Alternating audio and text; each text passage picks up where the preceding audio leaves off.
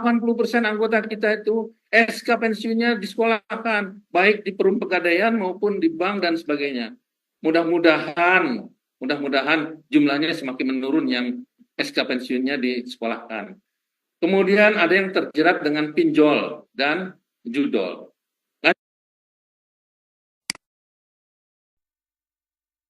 Sebelum melanjutkan menonton video ini, silakan subscribe channel ini karena setiap bulannya kami akan memberikan bonus pulsa sebesar Rp100.000 untuk satu orang jika channel ini sudah mencapai 100.000 subscribe. Kesejahteraan pensiunan antara harapan dan kenyataan. Jadi saya ingin menggambarkan sedikit apa yang kita perkirakan harapan dari setiap orang yang pensiun itu. Mungkin sudah bisa ditayangkan sambil menunggu.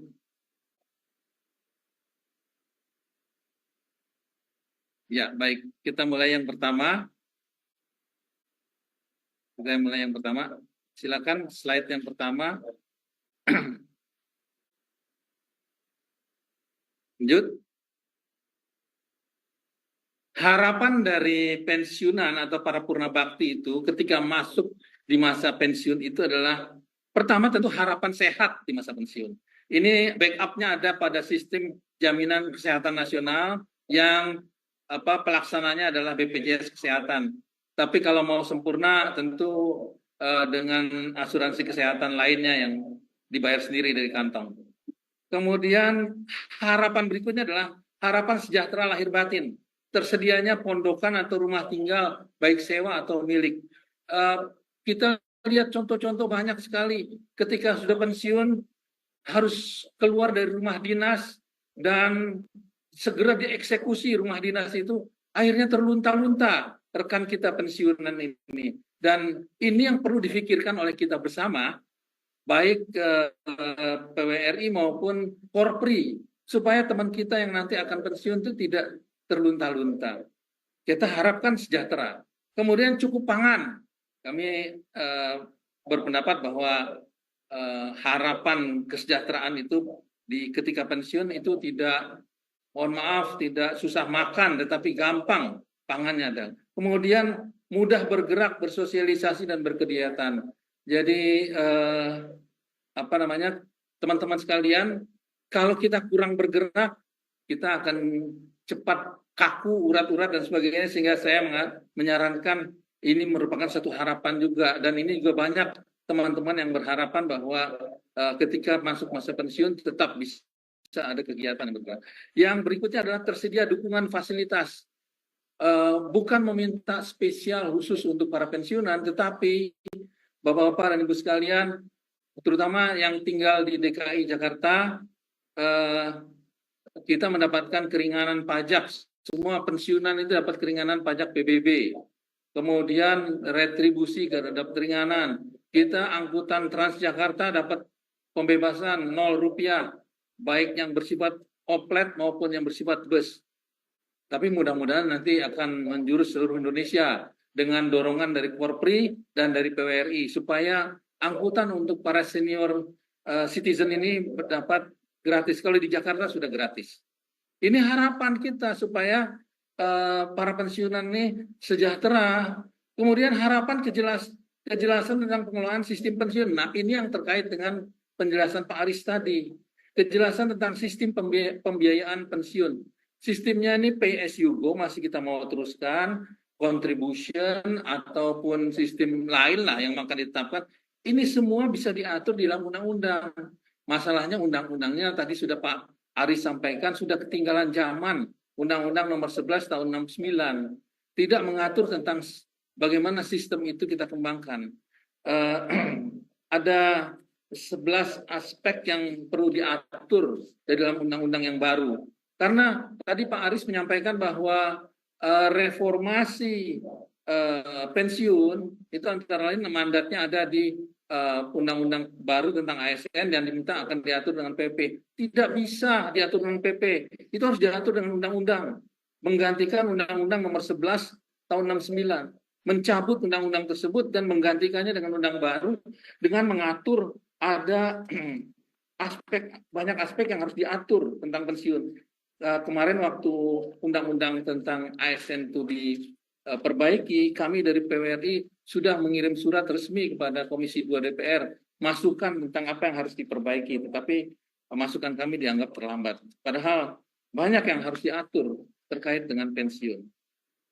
Kemudian kejelasan tentang besaran manfaat, tadi sudah Pak Aris sudah menyampaikan, kalau ada inflasi bagaimana itu bisa disesuaikan dengan inflasi. Ini juga tidak fleksibel pengaturan yang ada dalam undang-undang pensiun yang ada sekarang, sehingga manfaatnya itu diatur, ya kalau bisa diatur, kalau tidak diatur. Jadi kita sudah sempat 2 tahun kita tidak menerima kenaikan gaji pensiun. Kemudian usia pensiun, ini harus ditetapkan jelas. Ada yang 58, ada yang 60, ada yang 65, ada yang 70. Kalau menurut kami di PWRI, kami sudah sepakat bahwa semua usia pensiun 58 sesuai dengan undang-undang. Selebihnya adalah kalau diperlukan tenaga oleh pemerintah, itu dengan kontrak. Jadi kontrak, jadi ada kesejahteraan yang terjamin. Kemudian cakupan peserta pensiun yang diatur dengan undang-undang sekarang, Undang-Undang 11 itu, Undang-Undang 11 tahun 69 itu hanya mengatur pensiun pegawai, pensiun janda, dan duda pegawai. Tapi tidak mengatur pensiun BUMN bagaimana, pensiun BUMD bagaimana. Di daerah banyak BUMD yang juga masuk masa pensiun, kita perlu atur. Kemudian perlindungan bagi janda duda pensiunan. Ini juga tidak jelas dengan undang-undang. Harapan kami semua para pensiunan ini bisa diatur jelas. Karena ada perbedaan antara perlakuan janda duda TNI Polri dengan janda duda PNS. Jadi kalau kami yang pria ini PNS meninggal dunia, pensiunan, janda kami itu dapat 3 bulan. Dan kemudian, tapi di TNI lain lagi. Aturan ini kita perlu atur supaya jangan ada perbedaan. Kemudian transparansi pengelolaan dana pensiun. Dana pensiun kita, dana pensiun PNS, itu kan dititipkan kepada PT Taspen. Tetapi kami tidak pernah menerima gambaran bagaimana rencana pendayagunaan tersebut. Sehingga mohon maaf, ini di forum yang mulia ini saya kemukakan bahwa telah terjadi juga penyimpangan dalam pemanfaatan dana pensiun itu. Dan itu sudah fakta. Dan jadi saya tidak sekarang masih diusut oleh yang APH, aparat penegak hukum. Intinya adalah kami tidak ikut dalam pengawasan. Mestinya kalau dana kami itu mau diinvestasikan, kami juga ikut mengawasi. Kemudian kesesuaian dengan kebijakan perlindungan sosial lainnya di Undang-Undang SJSN, Sistem Jaminan Sosial Nasional, pemberi kerja dan pekerja menyimpan sejumlah dana untuk jaminan hari tua. Kita tidak ada aturannya dalam Undang-Undang Nomor 11. Hanya gaji kita saja yang dipotong PNS ini.